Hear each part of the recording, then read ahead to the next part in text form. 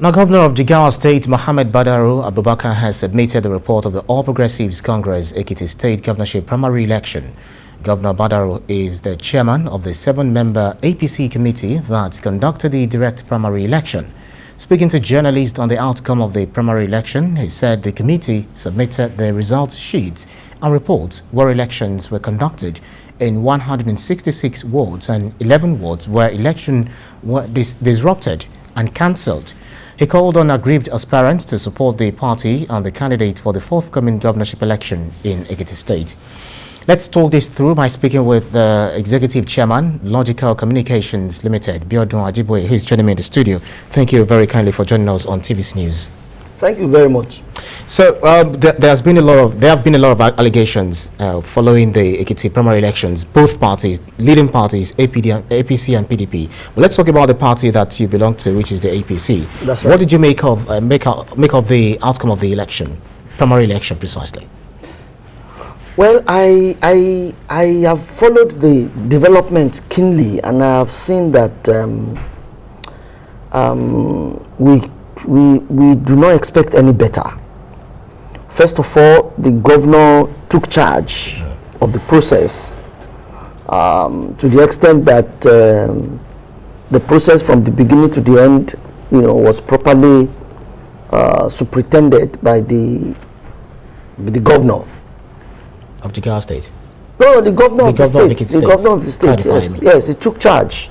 And in that circumstance, we can only expect that the outcome will be, skewed in his favor. It's only common sense to expect that. However, further investigation has shown that the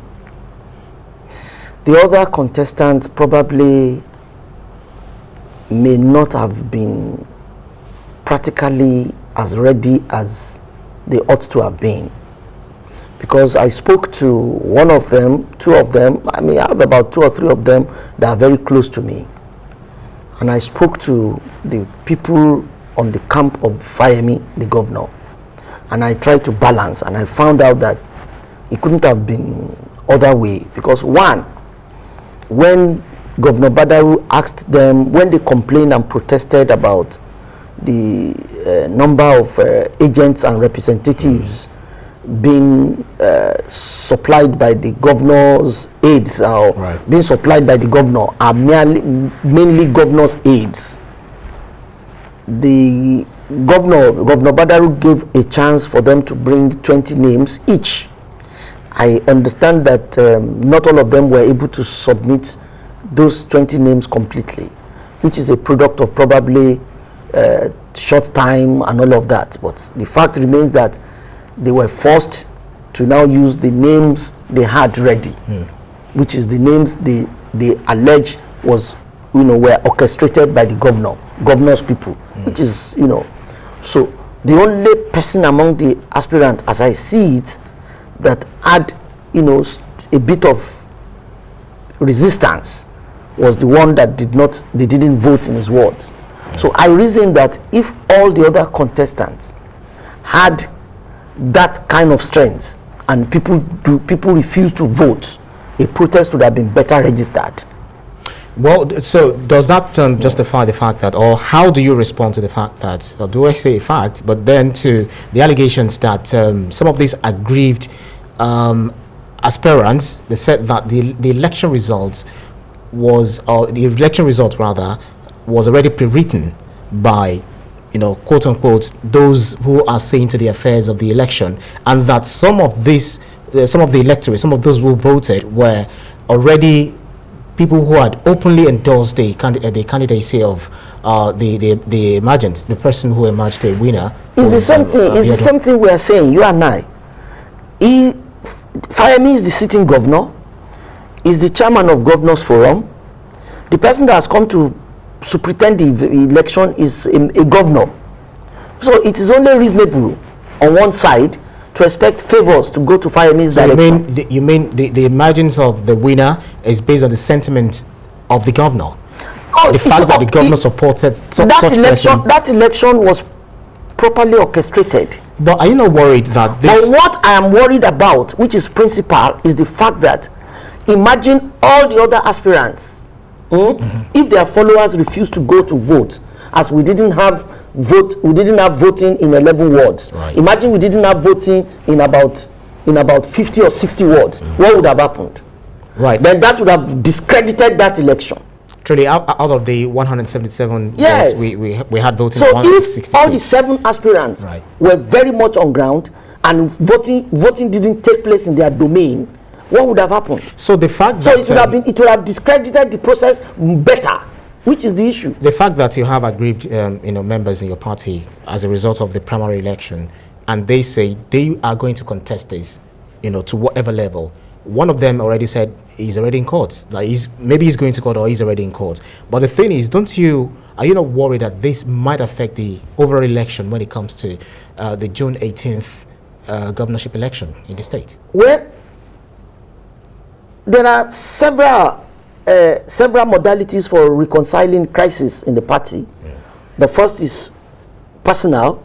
The winner should, dangle an olive tree. Should try to make friends with the people that are protesting and are not happy.